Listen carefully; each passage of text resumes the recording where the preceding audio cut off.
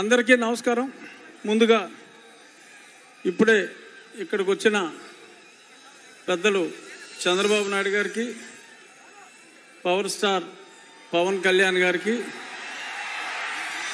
తెలుగుదేశం రాష్ట్ర అధ్యక్షులు అచ్చెన్నాయుడు గారు, నా ప్రియ మిత్రులు నందమూరి బాలకృష్ణ గారికి, ఇంకా నాదెండ్ల మనోహర్ గారు, ఇంకా వేదికను అలంకరించిన ఎందరో మిత్రులు, స్నేహితులు, సన్నిహితులు అందరికీ కూడా నా హృదయపూర్వక నమస్కారాలు.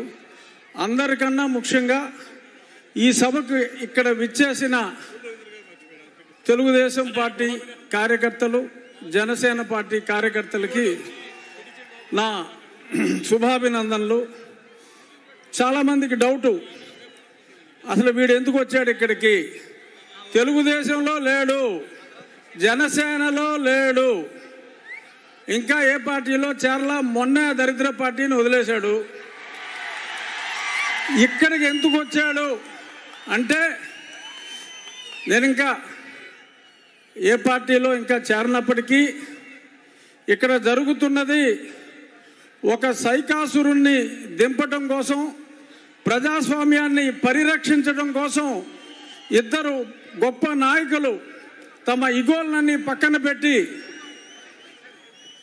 ఒక స్టేజ్ మీదకి వచ్చి ఆ దుర్మార్గుణ్ణి అంతం చేయడానికి, ప్రజాస్వామ్యాన్ని రక్షించడానికి వచ్చారు.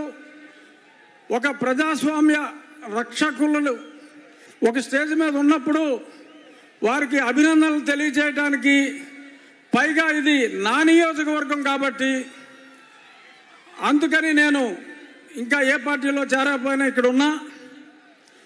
ఇప్పుడు కృష్ణార్జునులాగా చంద్రబాబు నాయుడు గారు, పవన్ కళ్యాణ్ గారు ఆల్రెడీ కలిశారు. నేను 2 సంవత్సరాలుగా చెప్తున్నా, అందరూ కాదన్నా, ఎంతోమంది అది ఎలా కుదురుతుందన్నా కూడా ఖచ్చితంగా ఒక దుర్మార్గుని అంతం చేయాలంటే బ్రహ్మ విష్ణు మహేశ్వరులే కలిశారు, వీళ్ళు కలవాలి అన్నా వీరిద్దరూ ఇప్పుడు కలిశారు. అతి త్వరలో నా ఆకాంక్ష కృష్ణార్జునులై వీరిద్దరూ కురుక్షేత్రంలో ఈ 151 మంది అంటే అభినవ కౌరవులు 151 వీళ్ళందరినీ తుదముట్టించే కార్యక్రమంలో ఆనాడు ఆ జెండా మీద, కాషాయ జెండా మీద కపిరాజు ఉంటే నేను ఊహించేది నరేంద్ర మోడీ గారిని, తప్పకుండా పవన్ కళ్యాణ్ గారు అహర్నిశలు మొన్నే చెప్పారు, తిట్లు తిన్నా నేను వదిలేదు అని. తప్పకుండా రాబోయే 4-5 రోజుల్లో ఒక గొప్ప అద్భుత సృష్టికి అంకురార్పణ జరిగి, ఇప్పుడు మనల్ని సర్వనాశనం భ్రష్టు పట్టించిన వ్యక్తి చరిత్ర పుటల్లో కలిసిపోయే సమయం వచ్చింది. నేను రోజు మిమ్మల్ని 1 గంట సేపు వాయించేస్తున్నా, రచ్చబండల పేరు చెప్పి. ఆ చెప్పినవన్నీ కాకుండా మనకి అమరావతిని సర్వనాశనం చేసిన ముఖ్యమంత్రి 3 క్యాపిటల్స్ అన్నాడు, ఏది అడ్రస్ లేదు. సరే, మొన్న ఫ్లోటింగ్ బ్రిడ్జ్ చేస్తే అది పోయింది. కుప్పానికి నీళ్ళు ఇచ్చాడంటే అది వినోదం సినిమాలో ఊటీటీ బ్యాంక్ లాగా అలా గేటు పెట్టి మళ్ళీ పట్టుపోయారు. అంతా మోసం, దగా. రాజధాని లేని ఈ రాష్ట్రానికి ఈ ముఖ్యమంత్రి తీసుకొచ్చిన ఒక ఘనత ఏంటంటే, ఆంధ్రప్రదేశ్ని ఒక క్యాపిటల్ చేశాడు. దేనికిరా అంటే డ్రగ్ క్యాపిటల్ ఆఫ్ ఇండియా చేశాడు. ఎక్కడ ట్రక్ దొరికినా అది ఆంధ్రప్రదేశ్ నుంచే బయలుదేరుతుంది. డ్రగ్స్ దొరికితే మరి ఇక్కడ కాకినాడ పోర్టుకు వచ్చి ఎవరో ఆషికి ట్రేడింగ్ అని దానికి చేసేస్ అన్నీ కూడా మనం చూసాం.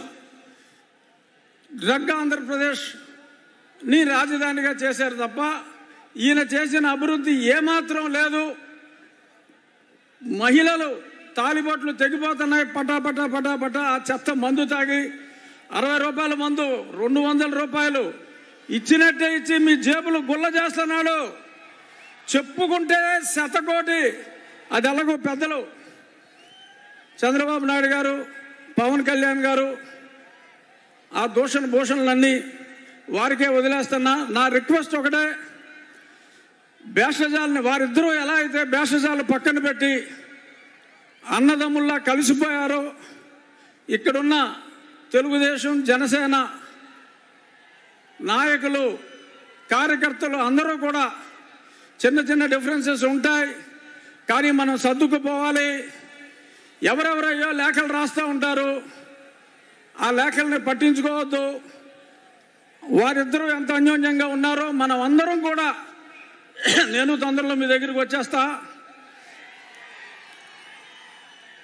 ఎప్పుడు మా ఈ సాక్షి పేపర్లో ఇంట్లో రాస్తూ ఉంటారు, ఊరికనే ఆయన టికెట్ ఇవ్వడు, ఈయన టికెట్ ఇవ్వడు, ఆడ పని అవుట్ అని మాట్లాడుతూ ఉంటారు. వాళ్ళిద్దరు ఎదురుగుండానే చెప్తున్నా, మళ్ళీ నరసాపురంలో ఇదే కూటమి నుంచి నేను పోటీ చేస్తున్నా.